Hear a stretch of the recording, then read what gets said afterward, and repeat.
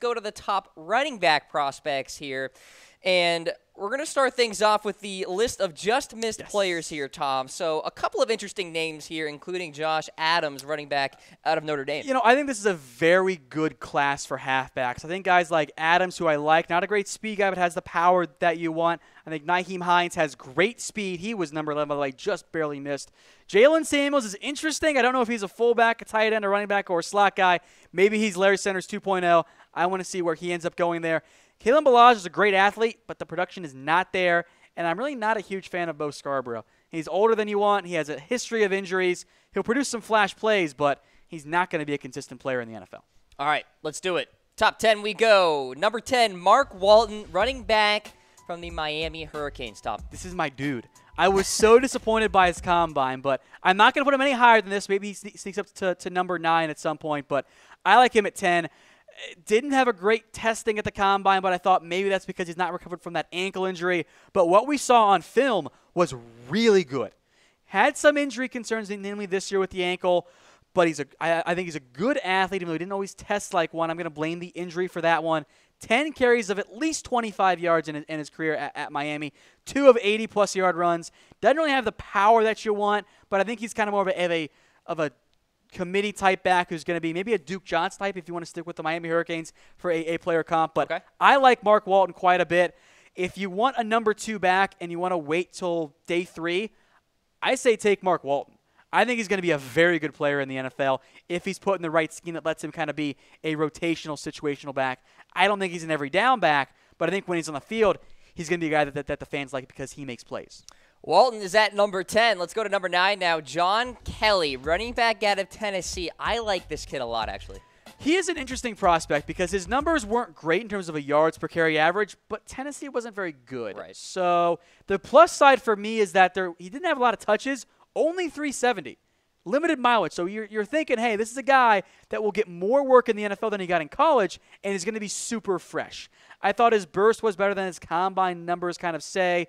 There are some off-the-field questions. He had a suspension back in 2017 over marijuana possession, which I think is more at this point as you go towards the NFL draft. It's, okay, how smart are you? Can you just not smoke weed? Yep. Like, that's all it is for me. I think the absolute highest upside for him is a Devonta Freeman type. I don't think he's as good as Freeman. I don't think he becomes Freeman, but that's kind of what I see at times. He's quicker than fast, and I think he runs with a little bit more power than you would guess based on a guy who's a little bit undersized there. John Kelly is at number 9 as we take a look at number 8 now. Running back out of Oregon, Royce Freeman. You thinking Jordan Howard kind of level here? Tom? That's exactly who he is. I think he is a better pass-catching back than Howard, who I don't think is all that good in that area. I love that tie, by the way. That's the concern for me with Royce Freeman. Oh, yeah, it's a very classy tie right there. Over 1,000 touches in his college career. That's a lot. It's a lot of work. I mean, that is workhorse back for 4 straight years type. And if you're an NFL team, you go, hey, you've touched the ball a lot. Like, you're going to be able to hold up. You got some minor injury concerns in your past. And Freeman peaked as a sophomore, which that sophomore year was incredible, so I get that. I think in the end for Freeman, what you're looking at is he's not going to always pop. He's not going to be a guy that goes on the first or second round. But I think Jordan Howard is who he can be because if he gets a chance to play, he's going to show some ability. He's going to show to be a guy that can take the ball 20 times a game and get you 100 yards and a TD. And if you can get that in round 3 or round 4, sign me up. And a guy like Freeman being available is why you see teams not take a halfback early because, you can get a Darius Geis or Saquon Barkley, or you can take 2 halfbacks in Freeman and let's just say Mark Walton later on, have a nice little tandem there. And you're happy. And then get a really good other impact player at a different position. Yep. So I like Freeman. I will say this, though. At number 8, between number 7, there is a noticeable drop-off in the talent of this year's halfback class. All right, so Royce Freeman is at number 8. Let's go to number 7, and it's Rashad Penny, running back out of San Diego State.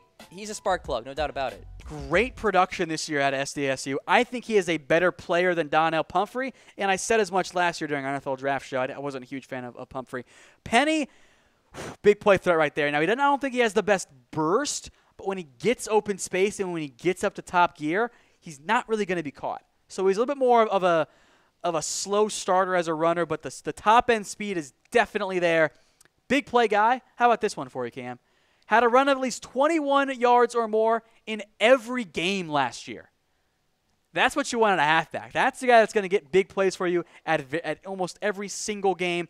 He's not going to break a ton of tackles, even though I think his body type says maybe he should.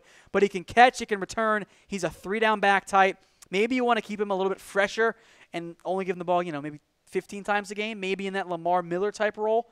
And then the other halfbacks kind of fit him in terms of athletic profile. Bernard Pierce, Buck Allen, and Terrence West. Go figure. All Baltimore halfbacks. Go Ravens. Going to Baltimore in round 3 then. I could see him going in round 2 as well. I like Penny quite a bit. I think there's another little drop-off between 7 and 6, but he's definitely a guy that I would gladly take on day 2 of the NFL draft. All right, so he's there at number 7. Let's take a look at number 6 on Tom Downey's list here. Carry on my wayward son, Johnson, on the list. Doesn't fumble very much. Great patience and vision, the type of patience and vision that has led the comps to Le'Veon Bell. I don't think he's that type of runner, but I do think he has that type of hey, I'll be patient and then I'll hit my hole quickly there and go through it. Good vision there. Doesn't have the best top-end speed. He's not really a burner. I kind of thought he was going to measure in bigger at the combine. Maybe he dropped some weight, but I think he can be a bit of a bruiser there. The big concern for me, medical history. There are a lot of red flags on Kerryon Johnson's history in terms of what he did at Auburn because he was hurt every single season. If you're hurt every year in college, why are you suddenly going to get healthy in the NFL when you're going up against bigger and stronger and faster players that are going to hit you harder? So that's the concern for me. I don't think he's a top-end burner, but he's got some good speed. It's not bad speed by any means, but I think if you see Johnson fall in the NFL draft, if he goes 6 on halfbacks or even later, I think that means teams are concerned about his medical history, and that's the big concern for me. So he's at number 6 on Tom Downey's list here. Let's get into the top 10, and we've got Nick Chubb. Running back out of Georgia, absolute bowling ball, a kid I think will be really valuable to a team out there. He is reliable. That's just kind of what I view Nick Chubb as. He's not the fastest, he's not the biggest, he's not the strongest, he doesn't have the greatest pass-catching ability, but he's going to do a lot for you. He's going to be a guy that you can give the ball off to 20 times a game. He's going to get you 110 yards every game. I'll take that, and I think that's worth a round 2, round 3 pick. I take him in round 2 if I needed a halfback or just wait in general because it's a really good halfback class. So with Chubb, I like his lower body. I like it when my halfbacks have big, thick thighs because it allows them to break more tackles. Yeah, I want that build right there. Sure. Because if a tackler gets his arms around you, he might not be able to wrap you up. Because you have those big, thick lower body there, that's what I like out of Chubb. That's why he's at least top 5 for me. He was almost number 4. He was just outside that again.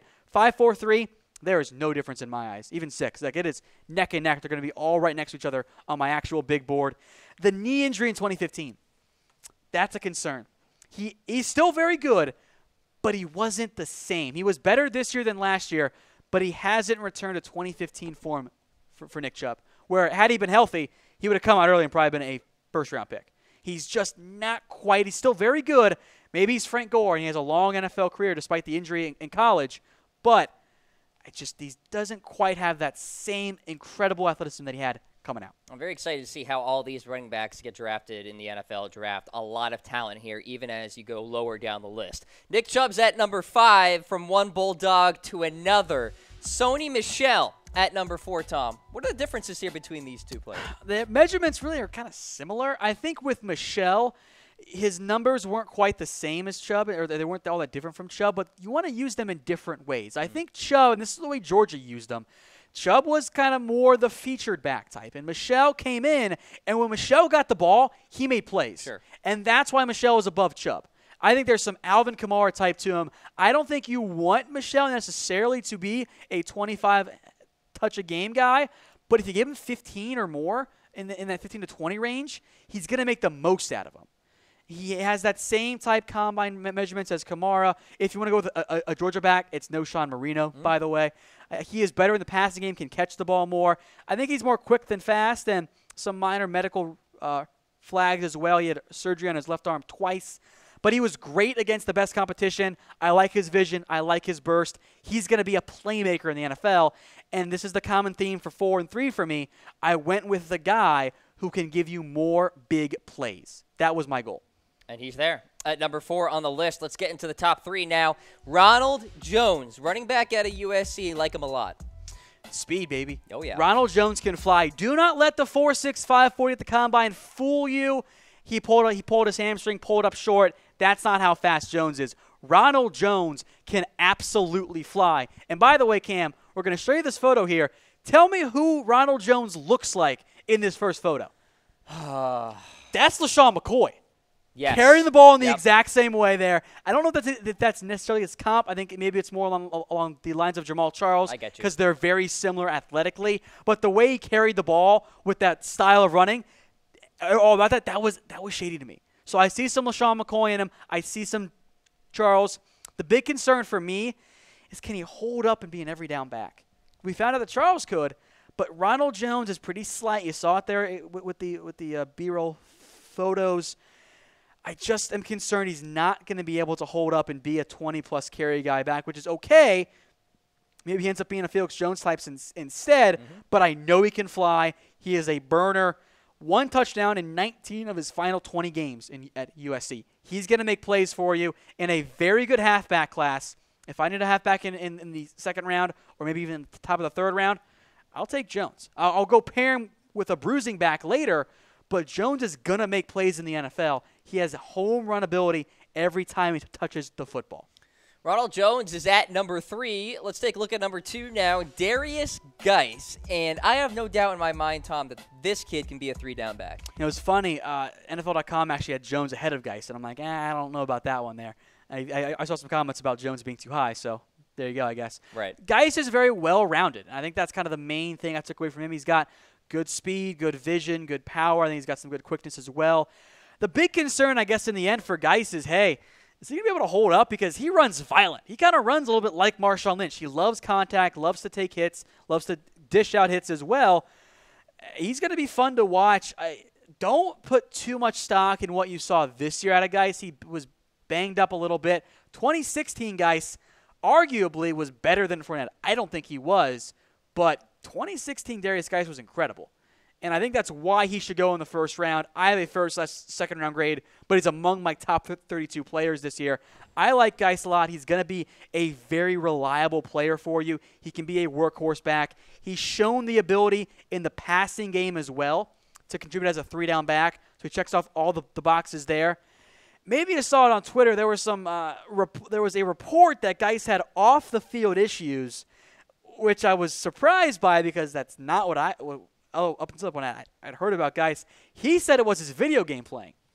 That's what people were referring to because he plays a lot of video games, which I find interesting, which I don't care about. That's fine. I think it's actually I would much rather my guy be playing video games on a Friday night than going out at the bar on Friday night. It depends how you quantify, like, off-the-field issues. Like, take a couple shots on a Friday night. Like, what do people NFL categorize these days? We saw with Dalvin Cook. People around him weren't that great. There are some concerns about Geis' brother as well. Like, I think it's fine. I love Darius Geis. I don't think there are any actual off-the-field issues with him. Maybe you see a Dalvin Cook-type scenario where people convince themselves there are issues and Geis slides a little bit. But I don't think there are any. I love him. He should go in the first round. If he doesn't go in the first round, something is not right.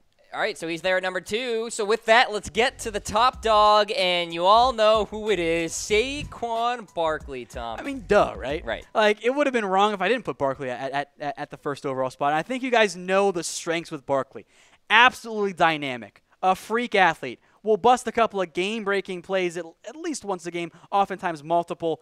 A 3-down back, great size, great speed, rarely fumbles, has this unreal start-stop agility that I just don't see very often. Can return kicks, although I don't know if that's what you want him to do in the NFL. Is a great pass catcher. My comp for him in the end, Cam, is LaDainian Tomlinson. Like, that's who I see when I see Barkley play. I think he's got maybe he's a smaller version of David Johnson as well. He should go in the top 10 picks. Positional value could drop him down. And he's clean on and off the field. In terms of his weaknesses, because we'll mention some things that he wants Andy to do better at here, big thing for me. He tries to do too much, and he doesn't always like contact.